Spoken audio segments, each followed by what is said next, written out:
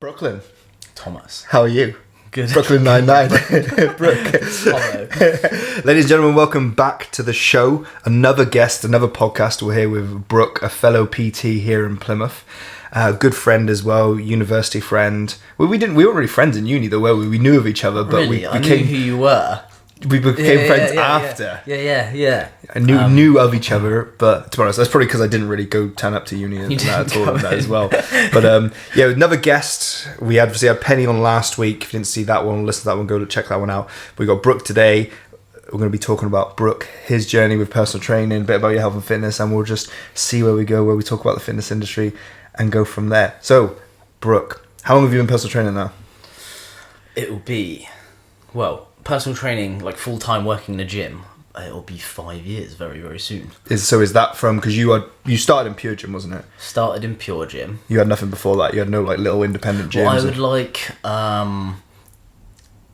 I was a personal trainer, maybe qualified a few years before that at uni. Yeah. And then there would be the odd occasion where I've maybe trained a friend or something like that, or does anyone want a free program or something? Help someone like that, yeah. And then previously I worked at a school, and there were some occasions in the school where there would be one of the older kids would maybe come to me and help me to train them in the school gym for something they had, like wanting to get into the army fitness test or something like that. And that was basically personal training. It's coaching. Yeah. But no, started personal training 5 years ago. Okay, and how have you found it? Love it. Has a lot changed? It's made me who I am. From the winging it at the start. Just winging everything. Just someone just turns up and you're just like, I could do that. Just trying to find out find where you fit in as a personal trainer. Yeah. Learned so much the easiest part about being a personal trainer when I first started would maybe be someone comes in, I want to get strong, or I want to build muscle. Easy, because you teach them how to lift. So it was all about training when it started. Yeah. But then you get someone come in, Brook, I want to lose weight. I'm just doing their 2 sessions a week. And no talk about nutrition, nothing like that. And then, why aren't they losing weight? I know why they're not losing weight, but almost didn't see nutrition and the rest of the lifestyle as a scope of what you should be doing. And then now, obviously, it's everything. No, that is the case. So, where did it all start from you then, getting into fitness? I know obviously your early days were your athletics and stuff like that. I know you still do that. Was that where it started for you? In terms of your health and fitness journey? I started getting into health and fitness. I must have been 13, 14, something like that. And I would just go for runs after school. Yeah. Were your parents into it or anything? My parents were not that sporty and healthy or fit when I was... My dad's very active, and my mum was very sporty when she was younger. But not when you were But when younger. I was a teenager, that wasn't really something... I would play football, my dad would come with me. We always had a very active lifestyle growing up, so we would walk the dogs. My dad would take me on bike rides. So health and being outdoors and being active has always been part of my life. Then fitness, I suppose like many people, fitness came from being a teenager and going, I don't look good enough. Was that generally how it started? You think you had those thoughts? Yeah. So I would start going on. But you don't know how to lift weights, do you? When you're 13, 14, and you also kind of don't really know how to do it. Yeah. Because unless your parents are paying for a gym membership for you, you haven't got any money. Yeah. And a lot of gyms don't let you in, so. Be press ups in your bedroom. I remember my dad's saying 100 push ups and sit ups every day, and then you just sort of start trying to do that, and then you last 2 weeks of doing a few. Yeah. And then did you ever hit the 100? I must do that.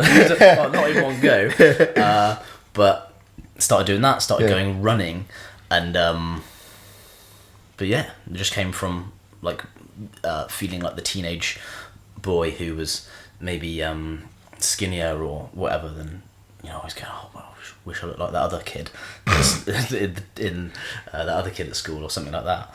And then started running. Obviously that doesn't do too much to change your physique, jogging around the block for a few miles after school, but it feels good.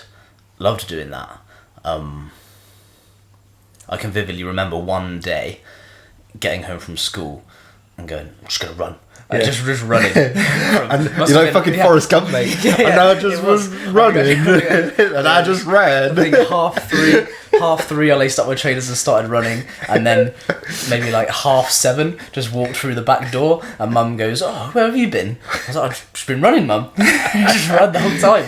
Just run around the block 12 times. Just ran. And then my first experience of lifting weights would be, there was this old barbell in the shed. One day I went down the shed, bicep curled it as many times as I could. Yeah. Must have got to 30 reps and couldn't straighten my arm for 2 weeks. Oh yeah, just like in there, just soreness. Can't do anything.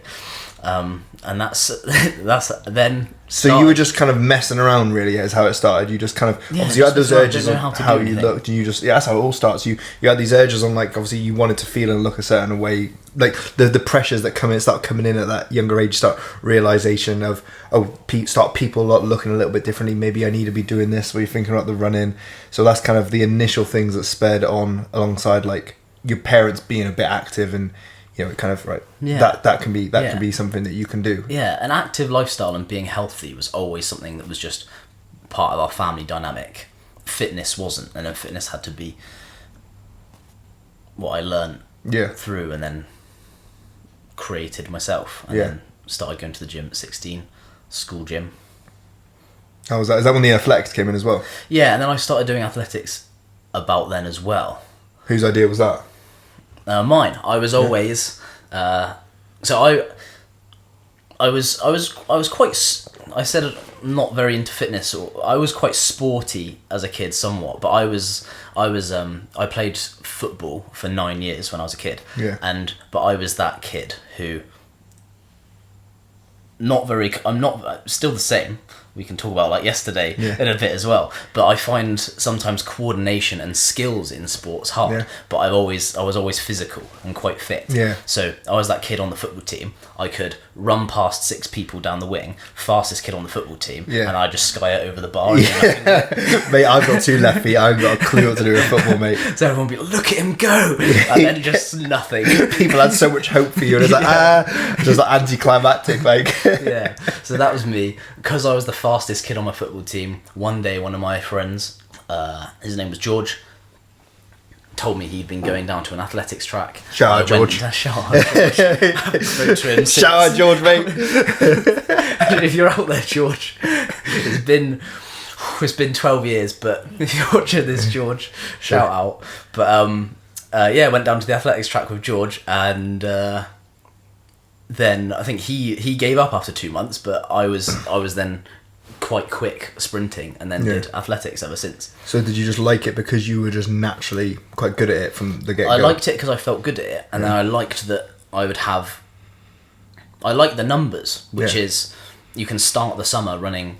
So, I was 16, just started. You'd start the summer running 100 metres in 12.1, and then you... Do you remember what you were when you started running? Do you remember what you were doing 100 metres in? Yeah, I think my first 100 metres was 11.9. That's fucking good. And then... For like the first time ever doing it? Yeah. Natural, just like done no training before, but you're running like 11.9.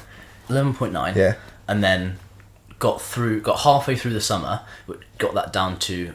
11.7 or 11.6, so shaved a couple tenths of a second off. Yeah. Then I had a race where I pulled my hamstring.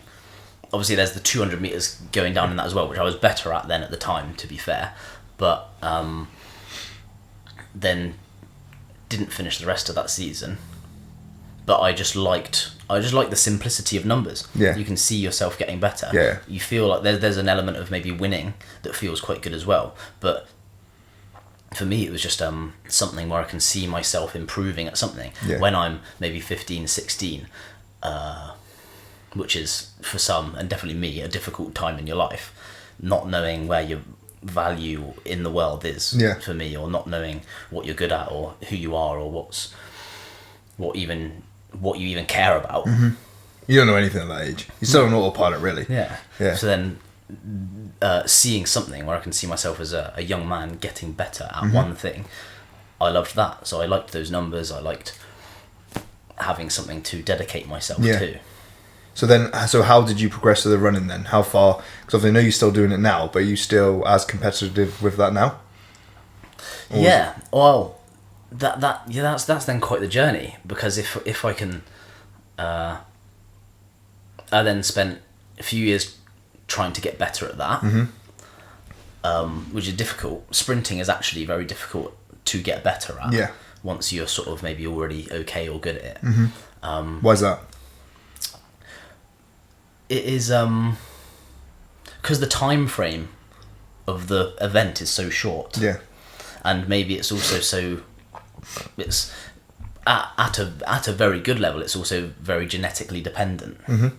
So you'll get to a certain point, and it's harder to get better. Yeah. But spent a couple of years getting better at that. Then went to uni. First year of uni is usually a write-off. Like, gained quite a few kilos and just drinking 3 times a week. Yeah. So didn't get better that year.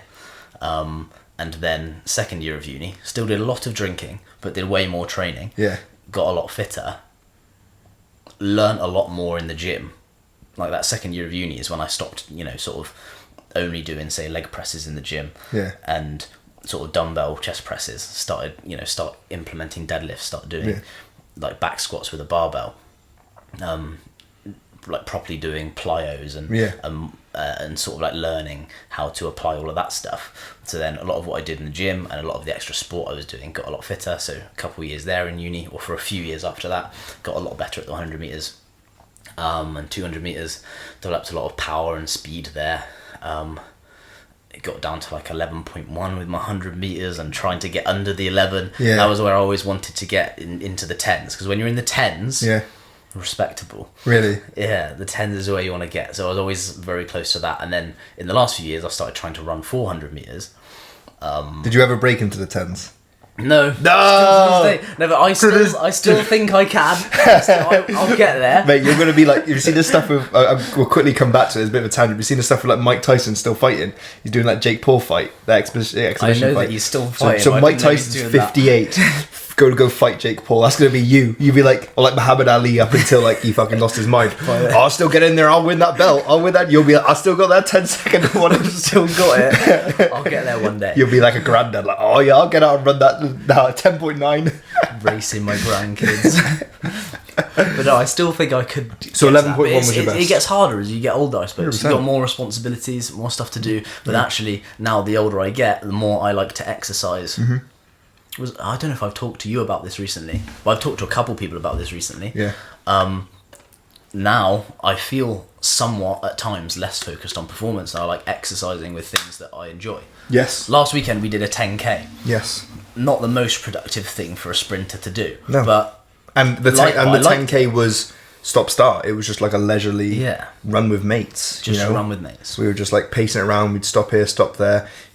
Sam's calves. Sam's got your calves out. We know you're listening. Ruined the day. He's working on it. He had some physio, giving him some exercises. But like stuff like that. It's just like the enjoyment side of it. So you obviously you do a little bit of the athletics on the side. You still do some competitions every now and then. Still compete you like in to the dip summer. your toe. Last summer was good actually. So the summer before, or the year before, I found it quite difficult to train as much. So that year competitively wasn't very good. Then last year I put like a full year into training and had a really good year of running. Really enjoyed it. Started running with a different coach and a different group of mates, a different group of guys. That's the other thing with running, with athletics. If you're in your 20s, you keep doing it and all of your mates gradually give up and stop. Yeah. Either because they can't keep up with it with work, or they go and get injured, they get a girlfriend, or they get injured or whatever, and then you sort of end up sometimes running with people that are a few years younger than you. And then last year I managed to start running with a good group of guys my age. Really enjoying training, making some big improvements, doing 400 meter stuff. So then last year was a good year. And then this year we'll yet to see. We'll find out. So where did personal training fit in then? Because obviously I can imagine it's probably very similar to myself. You were doing fitness for yourself. You liked it and you could potentially see further education and knowledge around that. So was that where you kind of found personal training? Because you did what degree was yours again? Sports science or strength conditioning? I did sports science. So you did sports science. I picked, on sports science you could pick all of your modules. So I or you could pick some of your modules, but I picked all of the modules that were the same as the strength and conditioning modules. Yes. So I did sports science, but I essentially did the S&C degree. Yes. It was the same one. They've got rid of all that now, apparently. I think they've just merged one big one with physio or something like that. That's our old uni. But so, did personal training then only come into your mind when, because obviously the degree, as I know as well, doing the same degree, I did the S&C one, that gave us the personal training qualification. I had it before that, so I had to do it twice. But is that where it then was like, all right, I could potentially use... Actually, let's rewind. Where did the degree come from? What made you want to do the degree?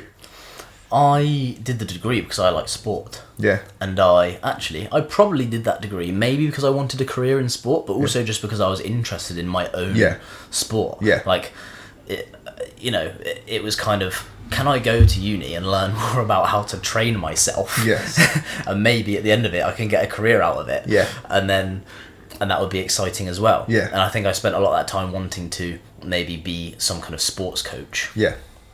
So I did coach for a year after uni in sports, in schools, but very good schools with big sports programs.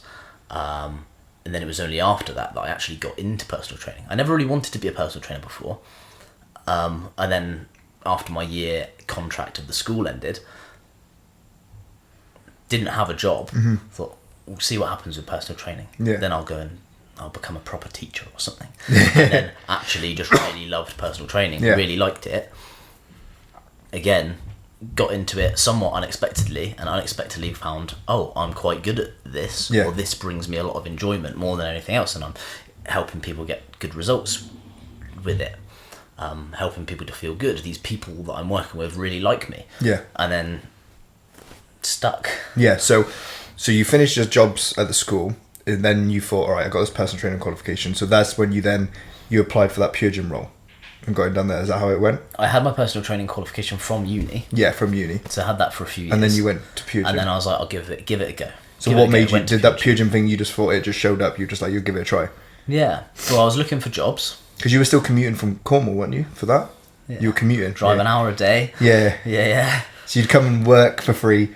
Work for free. Yeah, and that's how those jobs in the gyms work, isn't it? Because essentially, when you go to be a PT, you don't need someone to give you a job. Yeah. Because the gyms just go, yeah, we'll have you. Yeah. And they'll take anyone. You're paying the rent or doing the hours. Yeah. Yeah. For those of you who don't know, like, if you got like gyms like the gym group where I'm at, Pure Gym where Brook was, JD. Do you know any other gyms that kind of do the same format? Those are the ones I know of in the UK. There are other ones, but we don't really have those down here. Yeah, we have JD. Yeah, there's other gyms that do it, but what they pretty much do, they're cost neutral. Well, or not cost neutral anymore, but what they do is you have to go and work like 12 hours a week for free. So then that allows you to pay your time to then PT. So for example, let's say you just got paid £500 a month to do that 12 hours. You then would pay that £500 back, then that's your rent to PT. So you're pretty much like doing a cost neutral thing just to PT there. So it's quite good for personal trainers who can't pay a rent, but it's also like you need to earn money. So that's why it's kind of like a good thing, but also like a bad thing. But now a lot of them now, Pure Gym, and I know the gym now doing it, where it's not cost neutral. You were paying an extra before the rent is like £100 on top of that or something like that.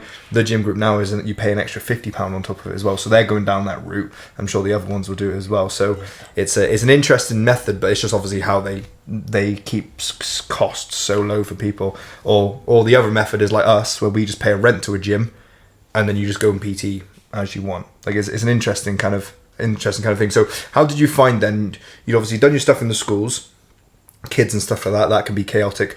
You're now personal training. You now started personal training for the gym group. What was that first initial experience like? You're like, right, I've now got to try and find my own clients, teach these classes, do all this. What was your initial thoughts of like, I am now got to be a business owner? Personal training felt very easy and very natural. It just came well. Did you think that they were just going to give you clients? I don't know. I didn't. I picked up maybe 3 or 4 clients fairly quickly. Mm-hmm. But then at the time, not much to worry about because I still live with mum. Mm-hmm. Have a few clients, earn a little bit of money, don't have any bills to pay. Yeah. So it's just fun. Just hanging out in the gym all day. Yeah. Yeah, hanging out in the gym all day. doing some PT sessions, spend a lot of time training. Yeah. And starting getting into it, and then working with people that I enjoy. It's quite easy to pick up a few people you enjoy. Yeah. Early on. Then the business side of things isn't very natural, because you need to learn those. Yeah. You need to know those skills. You need to learn the stuff. But picking up a few clients and doing some coaching, quite natural and easy with the knowledge that I had and how much effort I'd put into sort of my own fitness and what I'd learned through that journey, and then through coaching other people. So what were your first kind of interactions with those first clients then? You know, what kind of people were they? They're just kind of anyone? You were just kind of working with anyone at that point?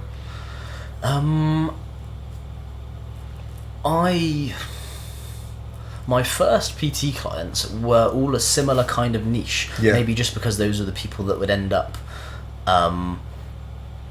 you'd end up talking coming to me in the gym. Yeah. So I had mostly just a few people around about my age, couple guys and mostly a few girls. Yeah. My age, a little bit younger than me, or something like that. And it was just like training with friends. Yeah. And it was talking to them is very natural. Yeah. Because you have the same interests, like the same stuff. Yeah. You've had the same experiences, you're in the same places in life, and that's maybe how you end up chatting to them in the gym. Yeah. So how have things changed then over the years? Obviously there's a lot, but what have you noticed the big differences from like when you started to like kind of where you're at now? What kind of things have kind of come into play, change for you as a personal trainer? Coaching style and coaching sessions and the method of doing things is still very much the same. Yeah. How I run a business is transformed because you have all that extra knowledge. Yeah. And then also the extras that I've been able to bolt on to personal training. So being able to go, oh, actually I should be doing nutrition with all of these people. Yeah. Oh, actually I should be doing lifestyle with all these people. Oh, I should be creating resources for these people to utilize and access and be able to track their workouts. And so the service has definitely built up. The service transforms. It's just you start adding on more things over time. You just end up with so much extra stuff. Yeah. Or the ways that you do things. Yeah, because that's how I think a lot of people still see personal training as, right, here you go, mate, is 20 quid for an hour.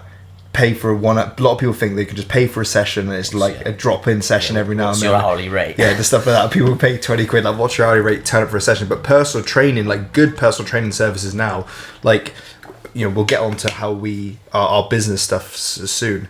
But the personal side of it, like we all started off as training, like training clients. That's all it was at the start. You like, all right, here you go, mate. Here's cash. Do an hourly rate. Train. All right, I might see you in a week or so. We'll do another session. Just come back whenever. And I think a lot of people still think personal training is just that. But now, like good coaches, like us, we offer the training side of it, but you have everything you need to do both with us and away from us. You've got everything you do with your own training, everything you do with your own nutrition, educational stuff, accountability, support groups, group meetups and stuff like that. Like, obviously people can use as much of the service as they want, but it's the same for me. I've transitioned from, it was just training. Like I would just meet people, we'd just be in the gym and then I wouldn't do anything else. Then I brought in the nutrition a little bit. And now it's like a full blown service that helps people shape their lives around fitness and stuff. You have some people you blow their mind in the first week. So, oh, my new personal trainer's messaged me every day this week. like the first 2 weeks, they're like, oh, he's like talking to me all the time. Yeah. I haven't had a session yet. Yeah, but that's what the service should be, is that personal side of it. Because if someone wants to come to you and they want help losing weight, we know as professionals in the industry that it's not just about getting in the gym. It's like, right, what's your lifestyle habits? What's your routine like? What's your physical health, mental health like? You know, how can we help build a more sustainable, you know, lifestyle around you losing weight? Yeah. That's not just going to come from, yeah, mate, I'll see you once a week for an hour in the gym. Yeah. You know? So people, like someone who's got an averagely good gym habit or fitness habit might go to the gym 3 times a week. We've probably both had clients, I imagine, that actually only managed to make it in for that one session a week they have with us. And a lot of my clients, they're still making progress. Yeah. So it's because we're maybe helping them to focus on all of those hours they have outside. That's 1 hour a week, and you've got so many hours. And 1 hour in the week. There's so many other hours in the week, and Yeah, then yeah. what you do in all of those is where you can focus to make sure someone's getting everything they need. So obviously we've transitioned from just the training to all this kind of stuff now. Training being like a core part of it. But what's another thing that is now like that core part of your new business now, your new coaching to where you are now? What's another thing when you think about your business, that's like the core bit of your business? You've got the training, and what's another thing you think about? Oh, so many things. So go on and pick one. Lifestyle. Yeah. So what's something that you do around people's lifestyle? The people that I train, and often it's ones that sometimes it's the ones you end up getting along with the best because they have all the same interests as you do or something like that. But the people that I have trained that have ended up being the most happy or feeling happiest with their results, not necessarily having the best physical transformations, but the ones who have that best result where they're most happy, most chuffed, and really feeling good about their life are the ones that immerse themselves in a new lifestyle, which encompasses what they do with their body, what they do with their mind, and what they do with their spare time in their life. So and we live in a great place in the world for it, because we have maybe clients that, going for walks on Dartmoor, having little swims in the sea in the summer, like having a hot chocolate and watching the sunset. Like, those are not things that are, well, some of those things are transforming their body, but that, a couple swims they do every now and then isn't making their transformation happen. But little things that someone does with their life, if it's outside of training and not necessarily relating to nutrition, but I have seen fantastic results in how people that I work with feel when we focus on their lifestyle and things that they enjoy, things that just are good vibes outside of the gym. I totally agree. Like, because the principles of training, nutrition are simple as a concept, but then when you like trying to fit it around life for everyone is very difficult. So finding that lifestyle that gives them everything they want in terms of health, fitness, but also socialize and stuff like that. That's good for stuff that's good for them physically, stuff that's good for them mentally. Working on all of that as the bigger picture is rewarding. It is good to see. So let's go back then. Training, services changed, and then you started investing in your business with coaching, with business coaching, and that's where we kind of started getting connected again. We became friends. Because that's where we started connecting a little bit more. Because obviously we had uni, we didn't really know one another. Knew you through pure gym, but then it got to that point where you're like, all right, I've got to take this personal training stuff seriously now. I'm sure that's probably where it got to. Like you were seeing some progression within your business. You're like, I need to make this a thing now, because I can't just be sat at this point. And you then invested with a business coach to talk to me about that, because you did it just before I did, because I did it because of you, because I saw you started working with this guy. I joined it as well. So what spurred that on? Because obviously you've invested in coaches before for your own physical health, like you've had athletics coaches and stuff like that, but you've now invested with someone to help you with your business. What was the thought process for that? Because it's a bit. What's that, like 4 years ago now? Something like 3 years, 4 years ago. 4 years ago. Yeah. So if I started personal training somewhere around May, June in that summer, of 2019, and then I was new to the gym. Probably think I've got something about me. I've just started at Pure Gym. I'm like, one of the best coaches here. I think that I'm, and then you were the one of the only ones that probably stayed there for that long. Everyone else left, didn't they? I am the longest serving personal trainer ever to work at that gym. Good. Currently. Good.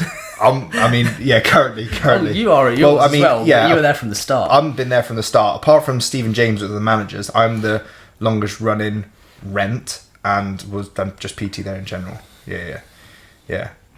So go on then. Business. So I've maybe got 6 months into I've started personal training, picked up some clients quite quickly. Yeah. Had them for a few months, got in some people, been making some money, got people who are happy with what they're doing, enjoying it, achieving their goals. I'm enjoying what I'm doing, spending time with people that I like, and then I think that then Christmas came around, and then all my clients are like, every time they've just done a 4-week block, I'm like, oh, time to pay for your next one if you want to. and then like Christmas time, and they all go, I probably had 3 people go, it's Christmas, I'll pay for the next block in January sometime, and they're like, never come back. I was like, oh, like, damn, like what do I do? and then there was Ollie, and then the course, and then so Ollie's the business coach. Ollie's our business coach. Yes. And so did you just like come across him online? Yeah, see one of his annoying adverts. One of the guys at my gym was booked on to do his course. Yeah.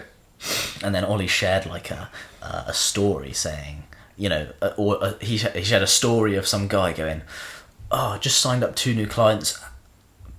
Can't wait for the course to actually start in January, like from the pre-course materials. And I was like, oh, that's my mate. Yeah. So then I kind of messaged him about the course and ended up on it, and then started doing that, and then through January, February, starting to develop a business model that can actually sustain itself. Yeah. Where you've got people, where you're sort of starting to incorporate the different elements of like that coaching service, starting to build a service rather than just selling packages of sessions. Yes. Starting to build a service, it's making a service that's better for you as a business owner, but also better for the customer. Because the amazing thing about that business coaching is, and then the key elements of what I took home from it and have sustained me to this day are not.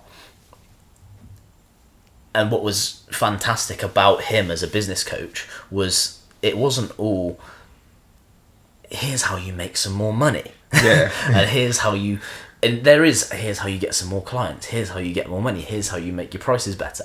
But it was also so much, here is how you actually make your personal training service good, so that in your city you're known as a good personal trainer, so that your clients are happy and they're making results, because that's the most important.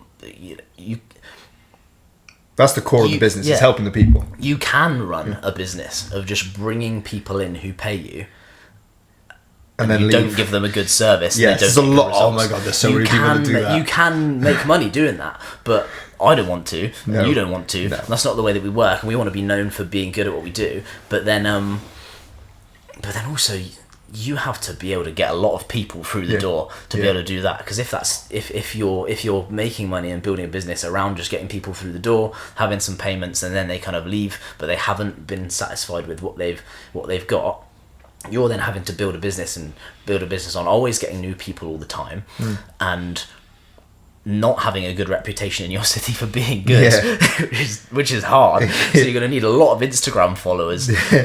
And so business coaching there helped me to build a service that was good, and go, how can I, other than just being me and doing what I already know, how can I actually make this good for clients?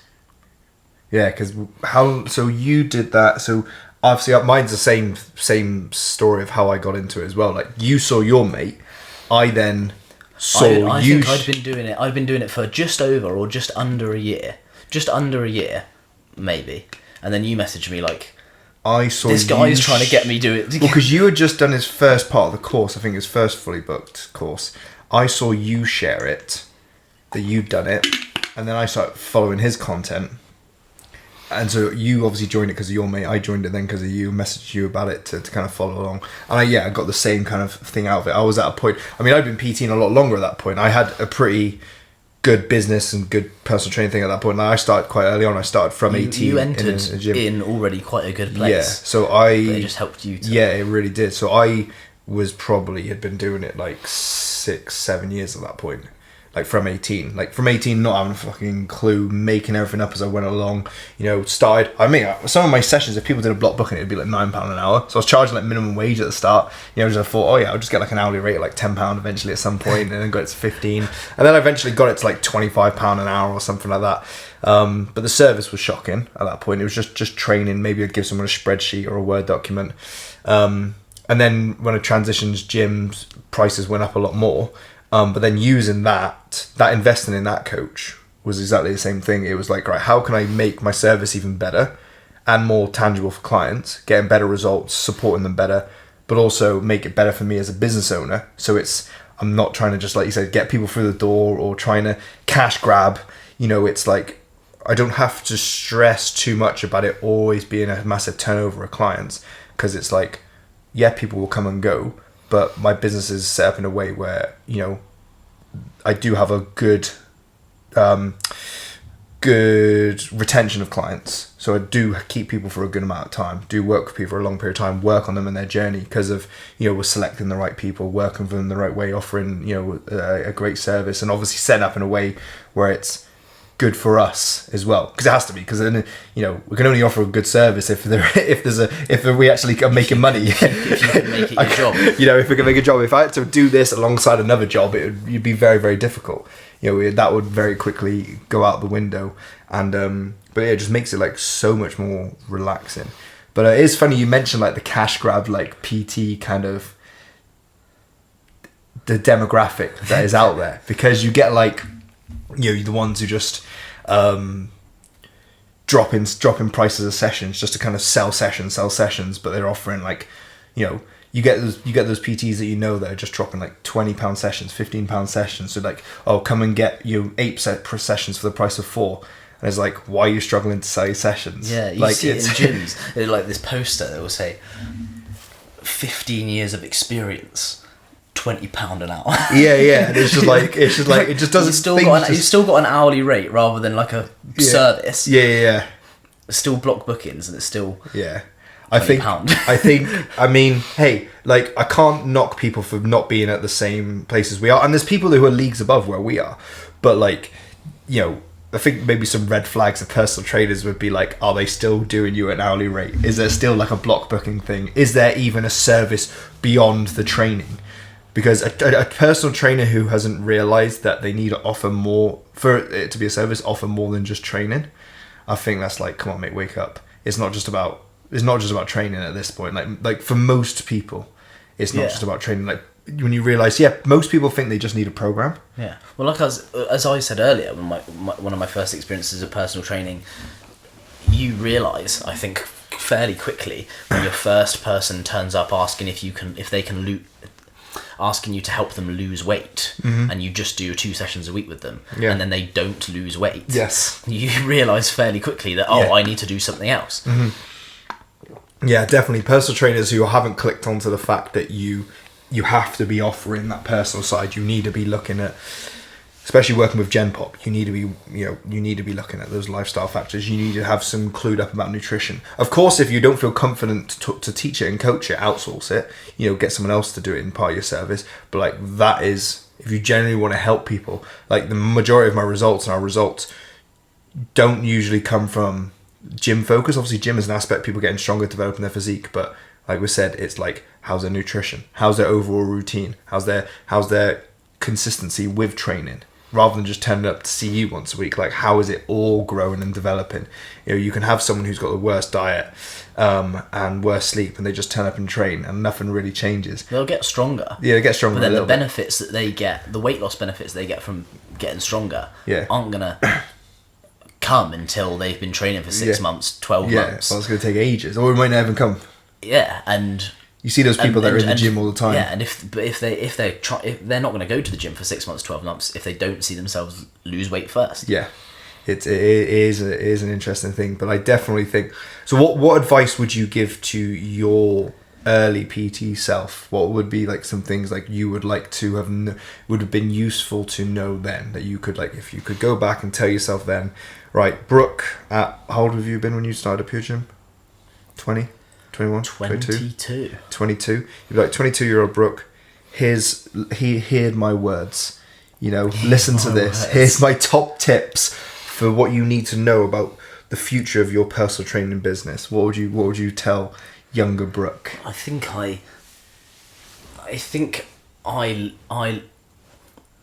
did it all. Yeah. In the way that I should have done it. Yeah. Experience the failures and then find a way to solve it. Yeah. But because I got just a few months in and then invested in the business coaching. Yeah. But if I was talking to another personal trainer who's in the same position but hasn't invested yet, Yeah. I'd say invest in something, put your money into something that can help you build a better business. Yeah. So obviously I followed that advice anyway, so and did it fairly promptly. But you see so many people that don't go to find help. Find help. Get help from either personal trainers who have done it for longer, make some friends, or get a business coach, or get a coaching coach. Yeah. Because actually Ollie wasn't just a business coach, was he? Yeah. He was a coaching coach as well. Yeah. So you pretty much go back and tell them to do exactly what you did, just do it straight away. Yeah. And I would say, help people. Yeah. Because how many personal trainers do we know that? And maybe, I mean, I probably felt like this at the very, very start. And someone would go, "Oh mate, I'm looking to lose weight, or I'm looking to get a bit stronger," and then you go, "Oh, can't tell them too many of the secrets." Yeah. Like, then There are no secrets. Then they won't pay me. But when someone comes to you and talks to you and tells you what they're trying to do, just give them all the answers. Yeah. Just, this is what you have to do, and then they will start to see you as a person who's there to genuinely help people. And tell them the answers, and don't say, "Oh, here's the answers. By the way, here's my coaching as well." Yeah. Just help people. Yeah.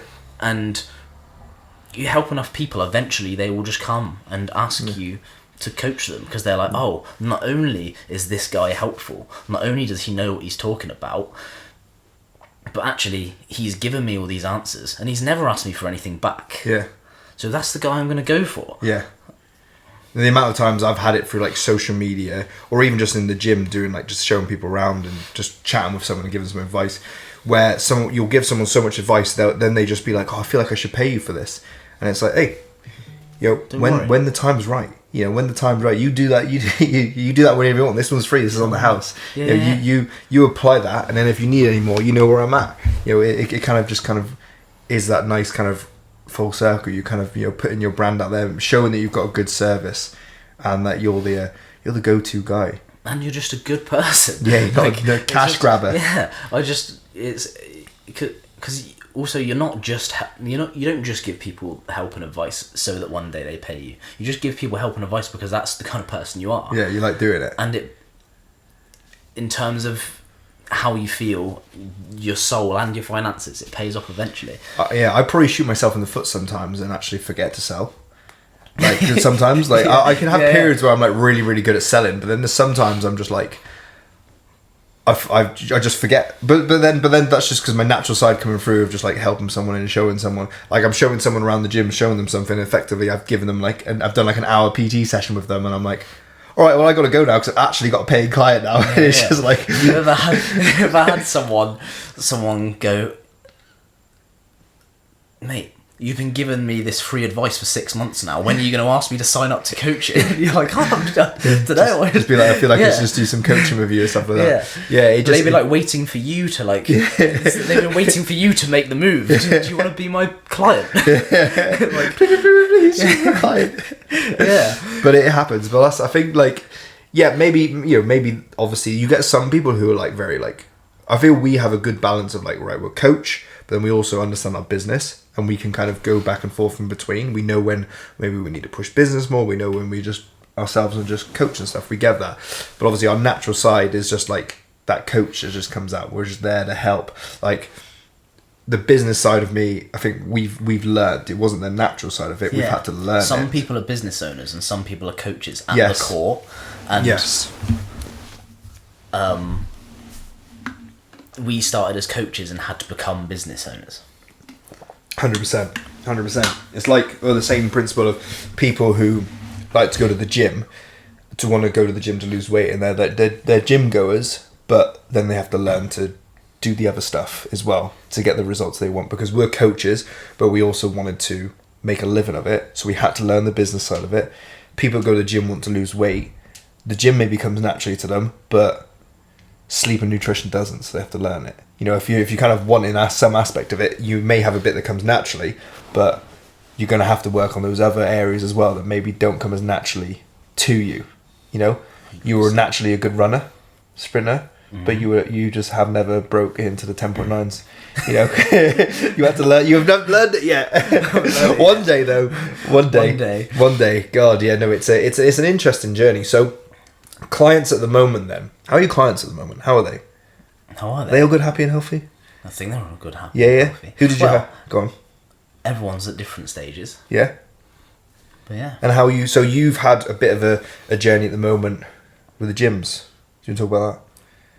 Yeah. Gym changing. We'll talk about that. The gym changing. We'll talk about that. So you've become a bit of a gym slut. I mean, but it's good because it's brave. All the gyms have had a bit of Brook. Brook's been inside a lot of gyms lately. And so you were at Pure Gym. That's where Pure Gym. It's all in Plymouth Gym. So Pure Gym was where you started. That's where you've built the majority of time. You were there 5 years. 4.5 years. 4.5 years. I was in there for. And so you did Pure Gym there. Not counting like the lockdowns where we were outside and stuff like that, our outside gym, but you've been at Pure Gym. And then it's got to a point where you then jumped ship, and it was a surprise because I just saw you on the photo. You're now Didn't tell anyone apart from your clients. You're now you then went to JD. Yeah. So remind me on that then. What was, as much as you want to talk about as in terms of that, as much as you can say. So I went to a different gym, and then every personal training client that I had that was currently working with me moved gyms with me. Yeah. And what spurred that first move? I'd been working in the same place for a very long time. Yeah. Or for 4.5 years. Yeah.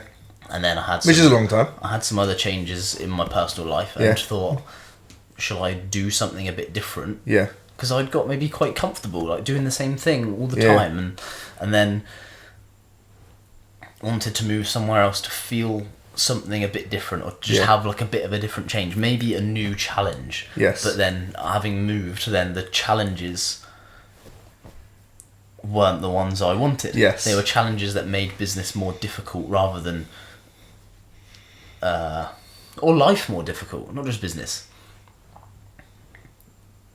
The changes I got weren't the ones I wanted from going to a different place. Yes. So when you did originally 3 months and go out. So keep going. I'm just going to turn this light on as well. So when you were like thinking about moving, were you talking to your clients? Because did you make the decision after you'd like spoke to a lot of the clients to see if any of them would move with you? Because you probably wouldn't. Let's say none of them were going to move. You probably couldn't have done that move if you just lost all your business. Probably not. Did you make the decision yourself first and then decide to speak to them, or did you involve them in the decision? What was your thought process around it? Did you like kind of start speaking to some of your clients, be like, I'm thinking of doing this, would you move over with me? And then you got enough yeses and you were there like, maybe I should do this then? It wasn't that long ago.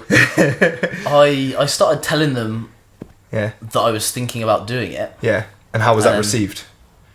I had a few people go, okay, we'll see how it works. Yes. With my arrangements, my travel, my whatever. And then a few people just, wherever you go, I'll go. Yeah. As long as it's like in the city. Yeah. I'm moving up north. Going to Dubai. Yeah. I mean, there's probably some people, I've probably got some clients that would just move anyway and just be like, fuck it. I'll ruin their lives. Yeah, Tom, I'll go where you go. So I had a few people go, wherever you go, I'll go. And then some people, we'll see how it goes. Yeah. And they all came. Good. Yeah. So you obviously, how was that then? How did that make you feel when you've obviously had some of these people for a long period of time? You were thinking of moving, maybe a bit apprehensive to have that conversation with them. But how did that make you feel when some of them were there like, yeah, I'll go with you? Good. Yeah? Why was that? Because I went into that conversation thinking, how many people can I afford to lose? And I come out of those conversations like, great. Yeah. We're okay. But there's also but that's not just from a financial perspective, because some of these people are people that you like. Yes. Most of these people are people that you like. All of them. So sometimes if someone does, when someone comes to the point they stop working with you, there's a mix of feelings, right? Because you're like, sometimes it's, I've taught them everything they need to know and now they're fine. Yeah. Great. Yeah. Still stings a little bit. Oh, mate, I've had people where they've left after 3 or 4 years, and yes, they are so independent with what they need to do. They've been continuing working with me because we've continued to push things to a further level, which is great. And they could carry on sustaining that. But yeah, just get to that point where it's like you've got such that friendship with them, but then it doesn't continue forever, and it's like. But I can imagine that being a real good feeling though. That like obviously you're apprehensive about moving, and then you had. Was it 100%? Well, you said there was maybe one that didn't come with you. I can't remember. That was when I did the other move. You did the other move. So, but the first move, everyone came with you. So the first move, you were like, everyone said yes. They wanted to follow Brook. Yeah. They wanted to continue with Brook. Everyone that I had then. I can imagine that kind of continued to that made you even more confident as a coach. Like, oh, these people will actually These people are coming with me. They're here for me and your service and stuff like that. So then you moved gyms. You moved from Pure Gym to JD. Mm-hmm. Go on then. What was the experience like? What do you want to say? Just wasn't everything I wanted. And then having other changes in my life. Again. Having different things change in my life.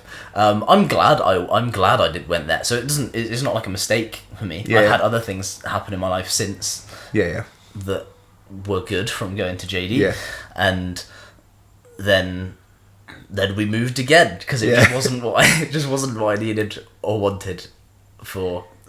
Yeah, because you had to go back. So your Pure Gym, you were paying the rent, so you could come and go as you please, wasn't it? Yeah, that was the deal. Had to move and then had to do shifts. Yes, you had to go back to working the slave shifts, pretty much. Fucking working for nothing. Obviously, you didn't have to pay any rent then, so you were kind of quids in. You didn't have to pay that, so you saved a little bit of money for a few months. Yeah. Had extra, but that money wasn't worth it. Yeah. The money and then the loss of time wasn't worth it. Yeah. So then, what got you looking at Block? Where you're at now, this third gym. Just needed to be able to do things my own way. Yeah. Have more time, and then also, when I was doing all of that extra time at the other gym where I moved. JD, yeah.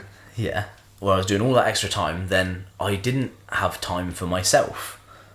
And maybe this applies to being a coach, having a family, having friends, and then also if you're ever in a relationship, you can't give the best version of you to the people that are important if you aren't able to do what you need to do to have your life.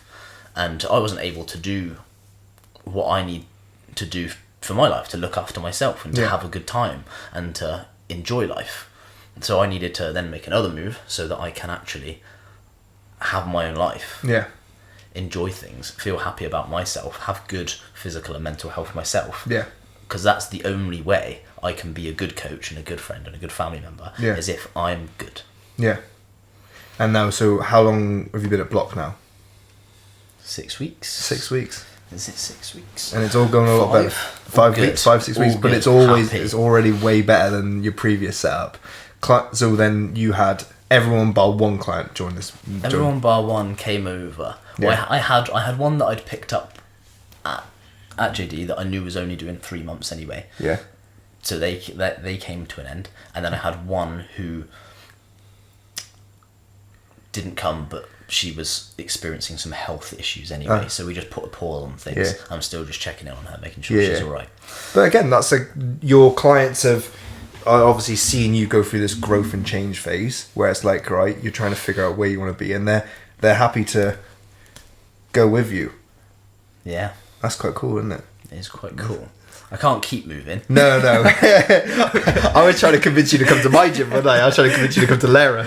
Yeah. And then to train at Lara, which we will train at Lara. Some point. You only live up the road and stuff like that. But that's quite nice. I'm excited to kind of see how you get on down there as well. It's a good little setup. It's obviously a bit more of a quieter, chiller gym, but you've got a good kind of flexibility down there. So I'm kind of excited to see how you kind of settle in down there with like your clients, and obviously you continue to build the business because it's a new setup, and it will be it would just be fun to kind of see that what you're doing. Has it changing all these gyms? Has it made you rethink any personal training and stuff like that? Like how you're going to be running your service or something like that? Like more online, or switch anything? Or are you still going to kind of keep that as it is? You just kind of move the gyms? Who knows? The future is take it as it comes. I mean, you always have to think about the future. Yeah, evolving it. You might not, because you might not always have the same opportunities at the same time. Like maybe you get older, you have a family, you want different time arrangements. Yeah. But the future's an ever-changing thing, and the industry's an ever-changing thing. Yeah. Right? Yeah. Because we've maybe both had shifts in the last... shifts? Switches and times, phases in the last few years where we've gone, maybe I'm going to do more online, do less personal training, and then go, I kind of like personal training, and I'll take on some more personal training clients again, and do more in the gym, because I enjoy that. I get that. And it's all just... I've been there like many a times where like I think you just kind of think about doing the online just because everyone else is doing it. It's like, oh yeah, it looks so cool just like sitting there working through your laptop and like kind of being a bit more flexible and working with all these people. But I'd blow my brains out. I don't think I'd have much routine. Like I've got my online clients, I've got my online app and stuff like that. I have a good relationship and get good results with that. But the majority of my business is still face to face, because that's like what really like that. It's just being there with people. It's just like, I don't know, there's just something about that I just like... Being around people is nice, talking to like, people. I still like love the relationships and the connections I have with my online people. Like, it's fantastic. Same. But personal training for me is still like, I'm there with people. That's my routine, my structure. But, maybe that's just a phase that I'm in currently. It may eventually get to a point where I'd have to switch things up. But just being there with people, being there with them for their journey and working with them in that way is just like, online, and that gives me a lot, but that just gives me like, whoa, it gives me a real good amount of just like, I'm doing something all right here, with these people, and just like kind of seeing what they're doing and just getting that feedback, from them, and just seeing them hit lifts, seeing them change physically, change mentally. They're telling me what they're doing. I'll get like, 10 people in a day, like bam, bam, bam, bam, bam. It feels good. It's like, I think that's just what you kind of desire as a coach though. One of the best feelings in the world, or the best feelings have as a person, you can get as a personal trainer, when your client comes in at 6 p.m. on a Tuesday or something, and they've got a face like their dog's just been run over and their partner's just left them, and they have like the worst day. I think I've had that client, to be honest. And they have 1 hour with you, and they leave like a different person, and they leave happy, and you're like, I did that, or I helped them to do that. Because that's happened so much with me, I'm so confident in my abilities of like, when I see someone's not in a good place at the start of a session, like I had a lady the other morning. As soon as I walked in, it was like you could see the stress on her face. You could see it was. I knew she was going through like a busy period, and it was just like early morning session. I knew she did not want to be there. She said she pretty much was close to cancelling. I knew it was going to be a rough ride at the start.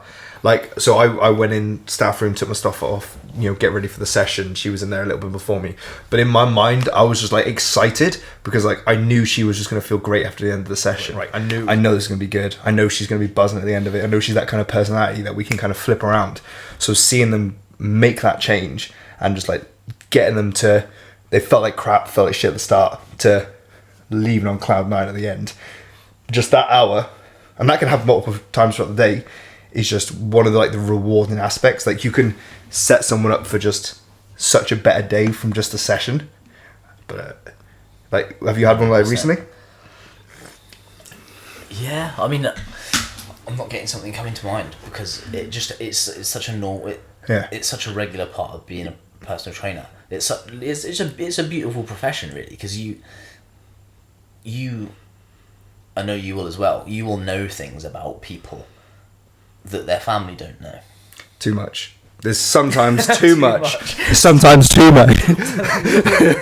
Oh, mate. Stop telling me this. Mate, I wish you could do like, I don't know, like some... you couldn't do a podcast on that. It'd be... But yeah, sometimes a lot. We could expose some of you. Oh, mate. The amount of like...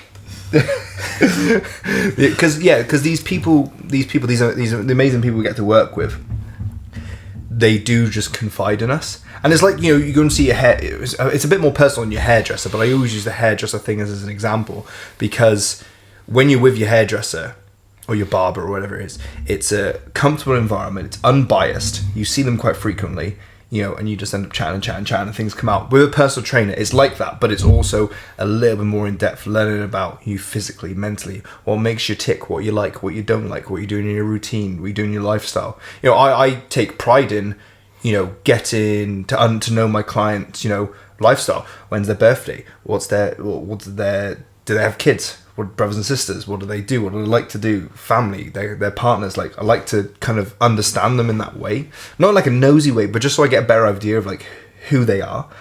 And you build that relationship where obviously, yeah, you get to know a lot about them, but then they confide in you, and you can kind of help them emotionally as well as physically, mentally. You know, be stronger and just kind of evolve just to be a whole new beast of person, another version of you. But was that what you kind of try and getting at then?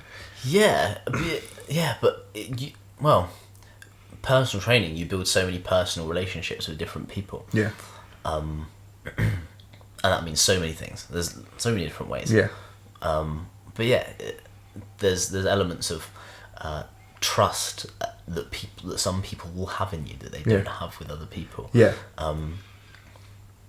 I guess there's so many reasons for that, because you know, if you're a people person whilst also being a personal trainer, so many people will have realised that they can trust you with so many things. They can talk to you about these things, but also, you know, I started working with this person to come in and burn calories, but this person actually cares about my life. Yeah. You know, this guy is like asking about my kids, like, and my calendar is just filled up with client birthdays. Just like when's your birthday? Like, put it in the calendar. When's your birthday? Put it in the calendar. Just like when it's. There's lots in February. Yeah, I don't know. I might just like. I've got lots in February. Do you do the whole birthday stuff? I mean, I like to, if they come in on a birthday session, I do it to the ones that do the birthday session. I'll like embarrass them. I know. You've seen the videos. Like, I've got like a sash in the cupboard at work, the happy birthday sash, and then like I'll get them a little cake or something like that, or a little gift, and it's like full blown like the one I had like 2-3 weeks ago, Claire's birthday, 6 a.m. Her friend texted me before, and her friend I coach as well, and I embarrassed her on her birthday before, so she knew I was going to do it for this other girl, this other client, and just full blown like 6 a.m. through the gym, like cake, all lit, screaming happy birthday. I've heard you've gone as far as getting happy birthday played through the sound system of the gym. Did I? Is that true? It's a lie. No. I know who you're on about. Yeah. For a speaker. It was through a portable speaker. Right. We got the music turned down and played it through a speaker. Cool. Played it through the speaker. Yeah. But again, like, because I care about the people I work with, I want it to be fun. Like, I want them to enjoy seeing me. I want them to, you know, because if they enjoy seeing me, we've got a better relationship, and we've got a better relationship, they're more likely to listen to me, learn from me, heed my advice, be more open to me, be more trusting of me, like we were saying. Trust you know? As well, which is actually important. Because this isn't just, you know, making friends, but it's also part of a coaching relationship, because if you're helping someone to make progress, you don't want them going, oh yeah, I've trained 3 times this week, Tom. Because they're scared of the relationship that you have, and like they haven't set foot in the gym since you last saw them 2 weeks ago. You know, they're like, but because you want them to, you want that person to be able to go, I'll be honest, I've had a hard week, I haven't been in. Yeah. Okay, so here's how we're going to tackle that. Yeah. Or, oh, they're like, my nutrition's been rubbish. Yeah, I've just been, I've been eating. You don't want them to go, 5 a day. Yeah. I've only eaten chicken. I've stuck to my calories, coach, I swear. But we haven't lost any weight. I've only eaten chicken. It's KFC. Yeah. But like, because if they trust you, they can trust you, and they can tell you the things about their life, and that does help you from a coaching perspective as well. Yes, I think that's very important. It's like something from the get-go. If I'm getting someone to share stuff about them, I'll share myself as well, because I feel like it's got a good relationship. Like, let's say someone's telling me something that's personal. I'm not changing the subject and then making it about me. I'm listening and stuff like that, but I'm also reciprocating and giving something else. I feel like it's like a nice to and fro. Like they know something and I know something about them. They know something about me. You know, whether it's like a hard time that they've been through or anything like that, just so it's like relatable. You know, then I feel like that does really build up some trust. Or if they tell me about something idiotic that they've done in their life, I'll tell them something like that as well. 100%. Something I've done when I'm stupid and stuff like that. And I'm just open and honest with these people, with the clients that we get to work with. But yeah, the trust is a big thing. But something I was speaking to Dean earlier when we were recording some content was about calling clients out on their bullshit. Because yes, you get the clients that trusting and stuff like that, but it's not always like that at the start. You'll have like the bullshitters that maybe you have a good relationship with, but so every now and then they're not telling you the truth because maybe they're afraid of, like, at the start, like, how's your training going? Yeah, coach, it's going great, I'm going all the time, but they haven't been in the gym. Or they're telling you about their nutrition and they're sticking to it, but their goal's to lose weight and they haven't lost weight in 2 months now, like, but they're telling you they're sticking to their calories. What are your thoughts on calling out on the bullshit? It's hard sometimes. Can be, yeah. It can be hard. And depending on the relationship you have with that person, that changes how you approach it. That's exactly what I was saying, Dean. Yeah. Because there are clients where you could just go, don't you lie to me? I know what you've been doing. Yeah, there's some clients I'm like, stop taking me for a fucking mug, and I'm just saying to them. Then there's other ones that you have to really delicately go around and be like, and you're trying to like tiptoe around the bush. It's like, why aren't we losing weight, Sarah? You know, just to make a random name up. Why do you not think you're losing weight? And it's like, oh, maybe it's those extra little bit of food that I'm having. Okay, so are we eating outside of the calories? Maybe not everything's being tracked, you know, so you eventually kind of hook it out. But there's ones that you just go, you're lying to me, stop it, stop lying to yourself. you know who like the tough skinned people are. Yeah. You know, that can just take it. So let's say you had a client that was... maybe they'd done a check-in or they were speaking to you and there was like a little bit of a fib, or maybe they weren't lying to you, they just weren't telling you the full truth. You know, how would you approach that? You can use a client example in your head if you want. How would you approach someone wants to lose weight, but then their check-in and what they're telling you maybe seems like they're doing it all, but in your head you know that something's not, you're missing something. Because we're not seeing the results, and if they were doing what they told you, they should be seeing the results. How are you approaching that? You personally, there's obviously no right or wrong answer. Asking the right questions. Yeah, what comes to mind? Guiding questions. I think it's hard to come up with an example because it's very specific. Again, it would depend on who that person is and what their goal is. Are you trying to help them get to that answer and realization? Like, this is why you're not... shifting that weight. This is why you've not dropped that dress size yet. Questions that... so it might be the kind of questions that are giving them the safe space with you that allow them to open up about their challenges. Yeah. Or the kind of questions that help them to actually just turn a few cogs and realise what they're doing. Yeah. Just trying to get a bit more of an idea of the full picture.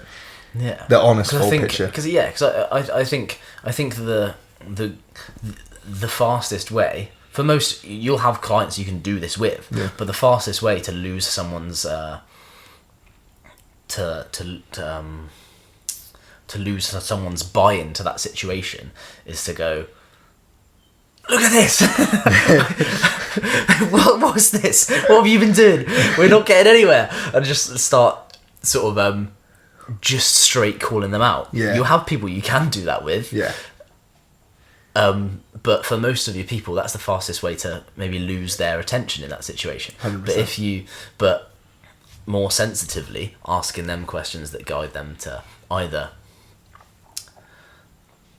give them the safe space to open up to you, or get the cogs turning to work out what's wrong. Yeah. That's how I would do it.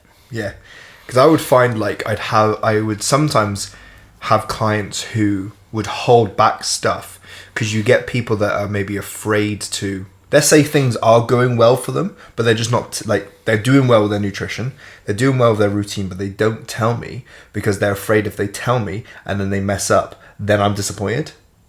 So I've had people before where it's like this is the opposite. Things are actually going well, but they're not letting me know because maybe they're doing extra sessions, maybe they're doing extra cardio, maybe they're doing extra nutrition stuff, but I don't know because they, in their mind, it's like, all right, it was just good. They're doing it all for themselves, but I sometimes don't find out till later down the line, like, oh, you've lost a load of weight and stuff like that, and it's like they just wanted to like do it by themselves first to like see if it worked because they're afraid of like letting you know, because if they fail, it's like they feel like they've let you down as well. I don't know if you've ever experienced any of that, where like they just don't want it. It's the kind of people have that fear of just public failure, because if they know if they just don't carry it on themselves, it's just only them that know. That's why some people get a PT. Yeah. Because then they can just let themselves down, but they don't want to let someone else down as well. Yeah, that's another interesting psychology, because I understand why people don't tell you stuff because they're not doing it, but then like when they're doing it, but then they're afraid of not doing it anymore, so they don't let you know. It's probably an identity thing. Like maybe they still believe that they're like that person who is lazy, but they're now not that, obviously evidently that person. There's a bit of them that still believes it, but they don't fully embody it because they feel like if they tell you, now there's more pressure to continue doing it because you now know. Yeah. You know, or it doesn't even have to be me. They don't tell their friends. Like they'll have clients that don't tell their partners or their kids or something like that. There's maybe not that full communication there of what they're doing because they're afraid of letting them down as well and being I don't know, embarrassed about it or feeling like a failure because now more people know. So you can be quite secretive of it. So they could be doing really well. Do you think people should fully embody that new personality they've got and just let it become part of their identity if they want to?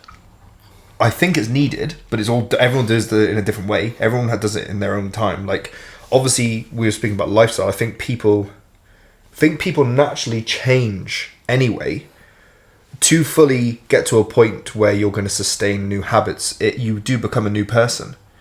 You know, you do become a new person. Like how you were in your first year of uni is very different to how you are now. You're a completely different person with your focus and your goals and your beliefs and your values. Okay? Your values before were how many pints you could fucking chin. You know, now it's like maybe how many chin-ups you can do, you know, how far you can run. You know, there's different things. Like, so you become a different person. And I feel that's a transitional phase.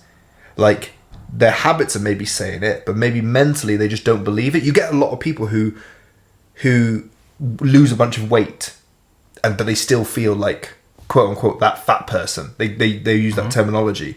Someone who will completely transition themselves physically and they look so different and so good, but all they see and think of is, I'm still that person from 12 months ago. And I think that's like an interesting kind of transitional phase for people. Some people maybe just get stuck there a little bit too long. You know, or get stuck there. It's like that limbo. Like, they're doing it, but they just can't see it. And it's strange. It's a weird one, because it's just like, identity. It's helping someone with identity. I think that's, again, another part of what we do, is we're helping people they have a goal, but that goal requires them to be a completely different person for themselves and the people around them. So it's like, how can we break that individual down to get to where they want to be from where they are now? And there's so many weird, like, kind of transitional periods across it. You know, the people that, you know, at the start maybe lie about it, the people that maybe keep things a little bit secret. Then you have people who are very open about it along the whole way. It's like everyone's such a different, like, jigsaw.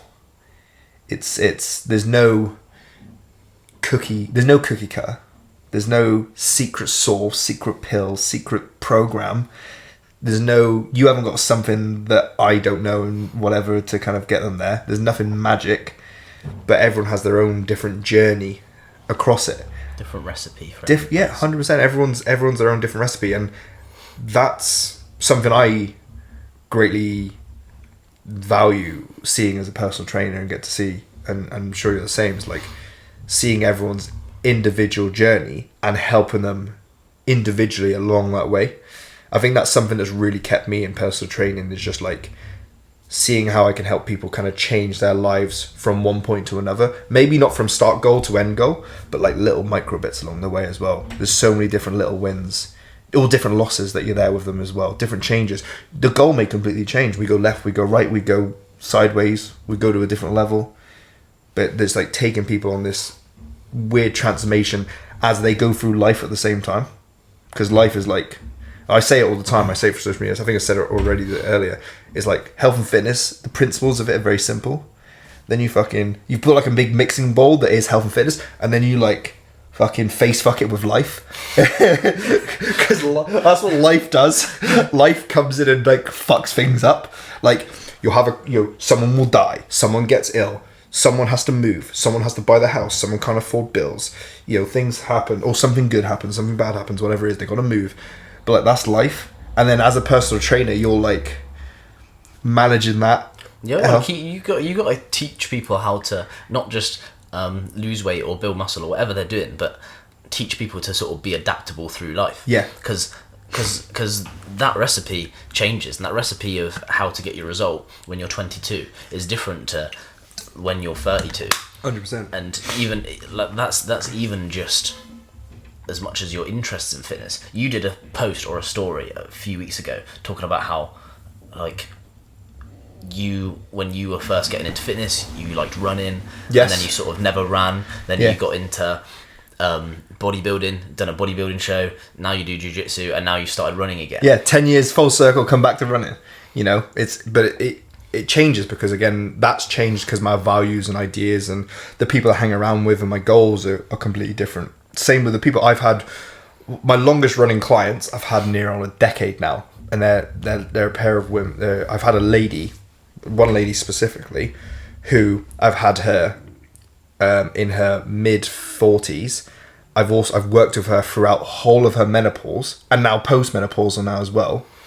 And that's just been as a young man, a very interesting transition to help this lady could be my mum, go through these stages of life and also manage her health and fitness around it. It's not just like they wanted a personal trainer. Oh mate, trying to remember back what their original goals were. It's just to train and stay in shape and stuff like that.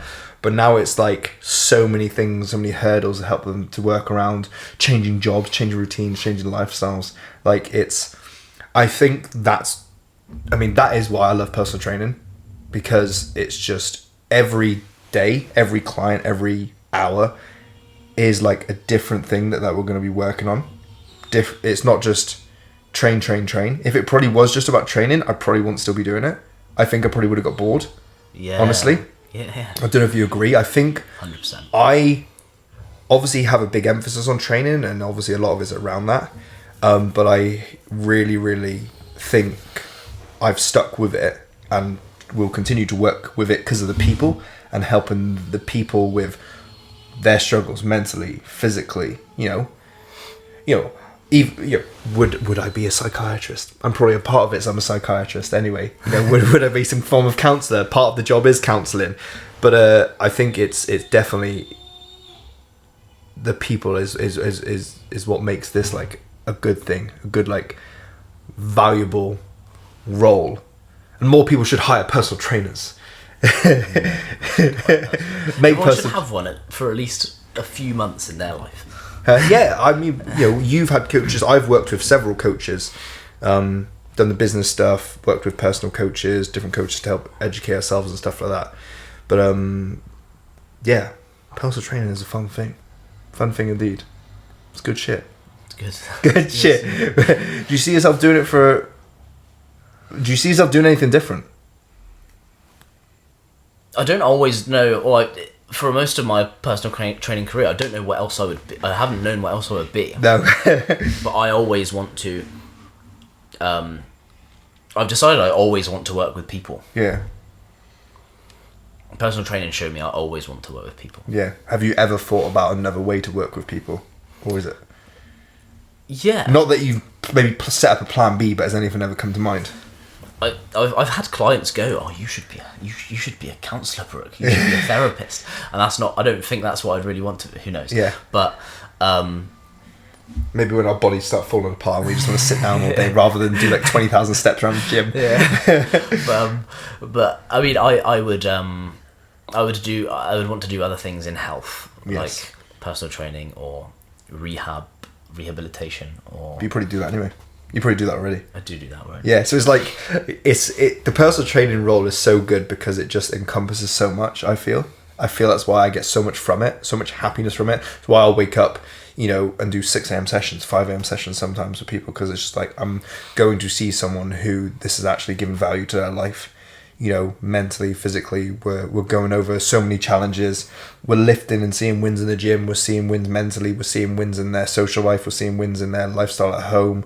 Clothes are fitting better. They feel more confident in themselves. There's so many ways that it just provides just those good vibes, as you like to call it, as the good vibes of Brook. 2024 is the year of good vibes. Yeah, and let it continue, But it is a good thing. I don't see myself doing anything different. I mean, it's definitely for the near future. Definitely be working with people, but I think. But personal training, my experience of it so far did show me that I can do it. Yeah. As a career for life, because. When I first started doing it at 22, I was like, this would be alright for a while. Maybe I can make some money and do something. But when you go through those first struggles of trying to start up a personal training business and not having any structure to it, you do think, I can't do this forever. Yeah. But then you can crack something and then go, I can do this forever. Yeah. It does work like does that. work. You kind of build up that family. Personal trainer isn't. Some people think you're a personal trainer, or they hire a personal. You would have had people start with you and they go, so what's your other job? I don't have one. This is my job. Yeah. So do you have a real job? I'm like, this job pays well. I think I don't know. I think people. And then you got other people that think you're a millionaire. I had someone to me last year and was like, they're like, so do you do this alongside your studies or something? I'm like, no, this is my full-time job. I earn pretty well from it. I've got a good amount of client base and stuff like that. It pays for my lifestyle. It is my job. I think. There's obviously, I think the majority of personal trainers, it is a side thing. The majority of personal trainers, it is a side thing for them. We have built, I'm not going to say we're lucky because it's not luck. We've worked hard. We're in a position where this is our full-time job and it's a good position to be in. A very, very fun position to be in. And I do love it. But yeah, the majority of personal trainers, it is the side hustle, the side thing. But that is funny you say that because there are some people where they just see you walking around that gym and they're just like, I wonder what else he does. What do he do? He's always here, but he must have another job or something. It's like the clients that you have when you've got them midday and they're like, what does everyone else in this gym do? Everyone else client wise, it's like, are all these people unemployed or something like that? It's like, well, you're here as well. You're here as well. Maybe they're just shift workers or something like that. People. There's that. You don't get this as much when you work at a gym because you see people all through the day. But when you go to gyms as a member, there's always that member. You could go at 9 a.m. or you go at 3 p.m. For some reason, the same guy is still there. Same motherfucker. Does this guy just come here? Does this guy here all day? Yeah. Or does he come in at the same time as me? We've got a few members like that at our gym that will come in 3 times a day. And they're just multiple. We just always see them. They're just coming in and out. You were here earlier at 9 a.m. and then they're back at 4. The multiple gym goers. God, fucking hell. How have you enjoyed this podcast? Loved it. You're doing well. Doing well. Where I'll put your socials. You're on what you on? You're on Instagram. We've got Instagram. We've got Instagram. You got Instagram. I'll put Brooks. Instagram. I'll put if this is a clip. I'll put on Spotify and YouTube. You want to see Brooks' Instagram? I'll put it below. So you can go see what Brook's all about. Brook posts some great content and how he works with his clients, both in the gym and online. So it's fantastic. But thank you for doing this, my man. It's been fun. It's been a fun little thing. Fist bump for those people who are listening to this. Good man. Are you running tomorrow? I'm running tomorrow. You're running tomorrow? I'm doing your run tomorrow. I am running with the running boys in Nuki. Snake. Up the big hill. Absolute snake. Up the hill of doom. Absolute snake. Well, you enjoy that one, man. There's some guy fixing. I don't know if you can hear that banging on on this podcast. Some guys fixing our garage. Right. Peace and love. Thank you, Brook. Thank you, Tom. Bye bye. Bye bye.